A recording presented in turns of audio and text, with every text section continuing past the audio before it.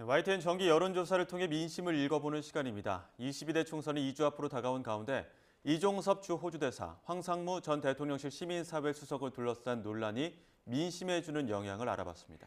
중도층 절반가량이 흔들린 것으로 나타났는데요. YTN이 알아본 민심, 여론조사 진행한 정치부 조성호 기자, 또 엠브레인 퍼블릭 이병일 대표와 이야기 나눠보겠습니다. 두 분 어서 오세요. 네, 안녕하세요. 네, 일단 이종섭 대사 이슈부터 살펴보겠습니다. 유권자들 어떻게 바라보던가요? 총선 국면에서 최근 가장 뜨거웠던 이슈 같습니다. 이종섭 대사가 임명되고 해병대 최상병 사건과 관련한 출국 금지 사실이 알려졌고 또 공수처 조사를 받고 출국했다가 귀국하기까지 일거수일투족의 관심이 집중이 됐는데요. 또 황상무 전 수석이 기자들과 식사 자리에서 과거 언론인에 대한 흉기 테러 사건을 언급한 걸 두고도 논란이 일었죠. 이런 일련의 사건이 총선에서 지지할 정당을 정하는데 영향을 줬는지 조사해봤습니다. 영향이 있었다 38%, 없었다 52%, 잘 모르겠다거나 응답하지 않은 유권자들은 10%였습니다. 생각보다 영향이 적었다 이렇게 생각할 수도 있는데요. 그런데 유권자들의 이념 성향별로 보면 특이하다고 할 만한 부분이 있습니다. 보수층은 영향이 있었다 24%, 없었다 67%, 크게 영향을 받지 않은 걸로 나왔는데요. 그런데 중도는 영향이 있었다 46%, 없었다는 47%네요. 없었다는 48%와 비슷한 수치가 나왔습니다. 진보층도 영향이 있다 49%, 없었다 48%로 나왔습니다. 예. 중도층과 진보층이 같은 입장을 가지고 있는 걸로 볼 수 있는데 중도층, 부동층, 스윙보터라고 불리잖아요.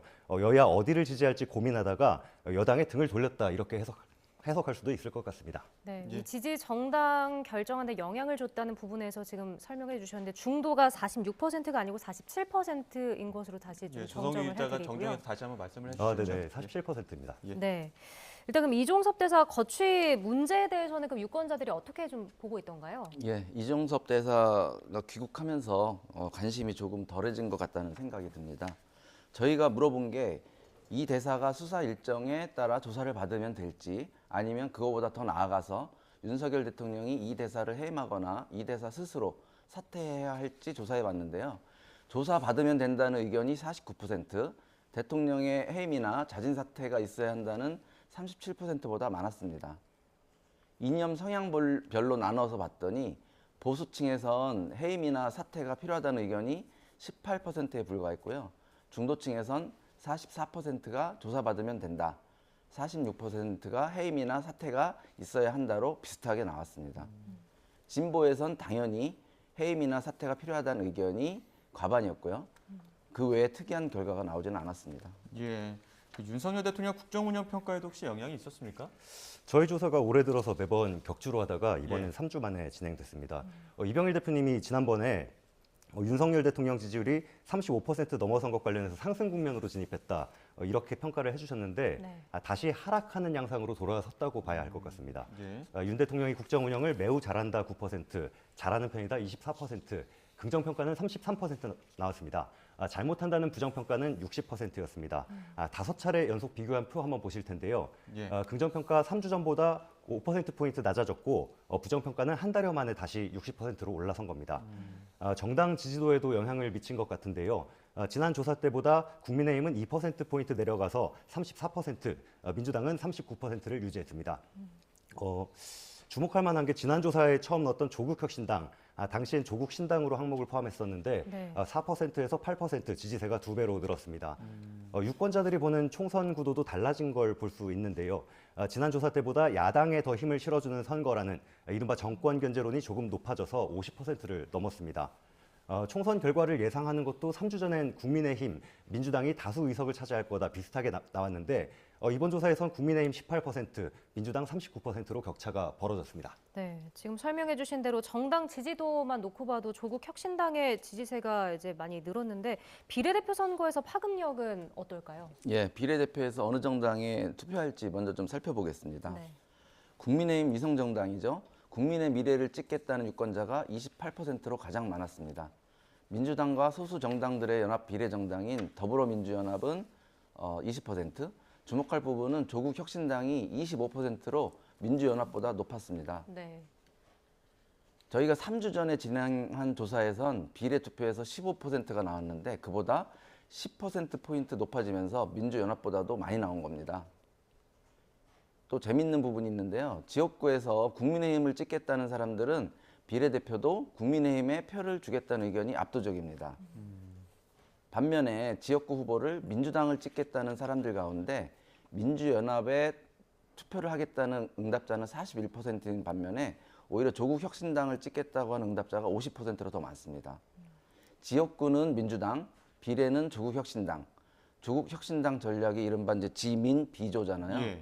그러니까 민주당 지지층 사이에서는 이러한 전략이 먹혀 들어가고 있다. 그렇게 볼 수 있겠습니다. 예, 지금 민주연합이 20%, 조국혁신당이 25%입니다. 비례대표 선거에서 이제 범야권이 어찌됐든 간에 파이가 크고 좀 우세하다고 볼 수 있는 상황이긴 한데 지역구 선거 판세는 어떻습니까? 뭐 크게 다르지 않습니다.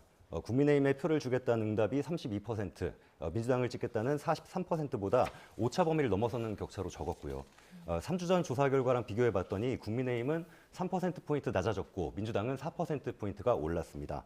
제가 관심 있게 본 부분은 권역별로 어떻게 달랐냐는 건데 이번 총선 한강벨트, 반도체 벨트 해가지고 최대 격전지로 꼽히는 곳이 수도권 아닙니까? 네. 서울 보시면 국민의힘 34%, 민주당 43%, 경기 인천은 격차가 더 컸는데요. 국민의힘 28%, 민주당 47%로 나왔습니다. 여당 안팎에서 나오는 수도권 위기론을 뒷받침하는 그런 조사 결과로 읽을 수 있을 것 같습니다. 네. 이번 조사가 저희 YTN이 이제 10번째 진행을 했는데 그렇기 때문에 유권자들 생각이 어떻게 좀 바뀌어왔는지를 알 수 있을 것 같거든요. 표심은 어떻게 좀 변화하고 있을까요? 예, 총선 전에 저희가 이제 진행하는 마지막 전국 조사라서 유권자들 생각이 한 달 전과 지금 이제 어떻게 다른지를 비교해 봤습니다. 네. 전체적으로 보면 지역구 선거의 경우 한 달 전과 지지하는 후보가 같다는 응답자가 74%, 다르다는 답변은 12%였습니다.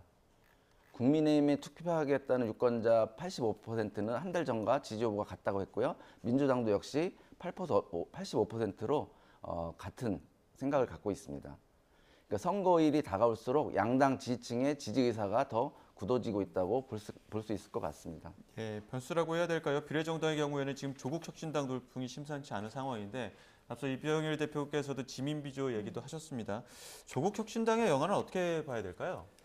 일단 비례대표 선거 표심은 어떻게 되는지 한번 살펴보겠습니다. 네. 비례정당의 경우 한 달 전과 지지하는 정당이 같다 68%, 다르다 20%였습니다.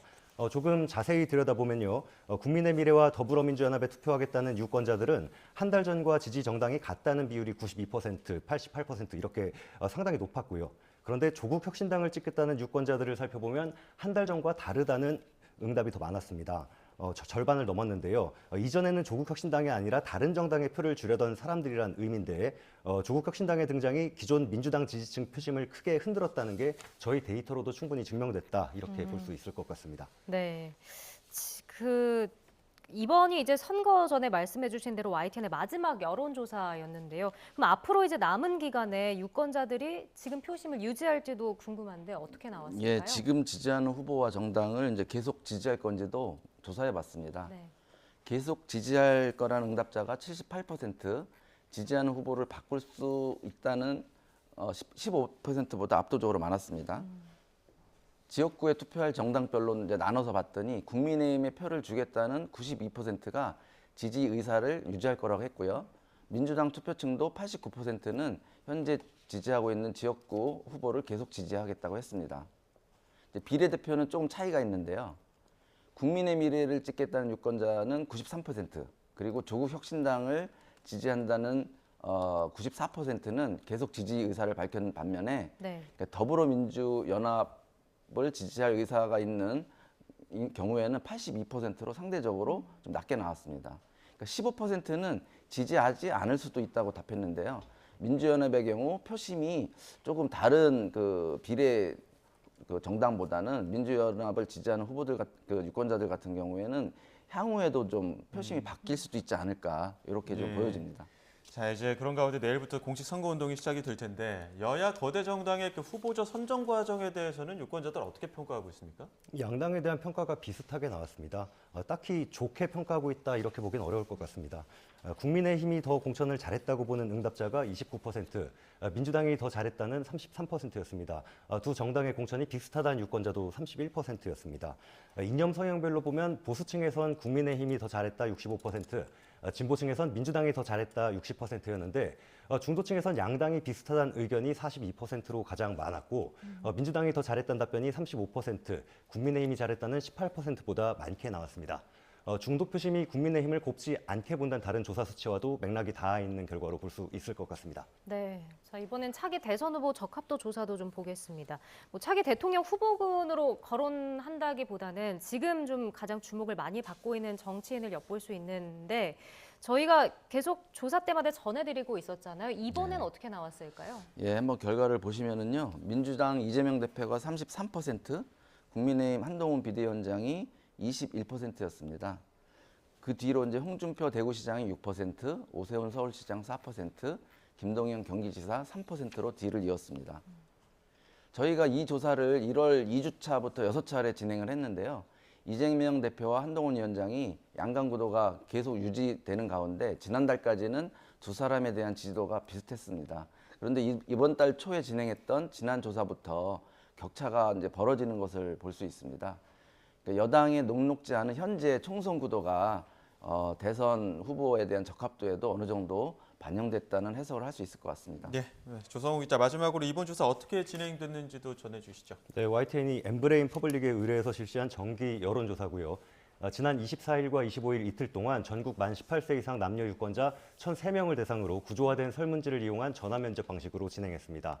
응답률은 13.9%, 표본 오차는 95% 신뢰 수준에 플러스 마이너스 3.1%포인트입니다. 전체 질문지를 포함한 자세한 내용은 중앙선거 여론조사 심의위원회 홈페이지를 참조하면 됩니다. 예, 지금까지 엠브레인 퍼블릭 이병일 대표, 정치부 조성욱 기자와 YTN 정기 여론조사 민심을 읽다 3월 5주차 결과 짚어봤습니다.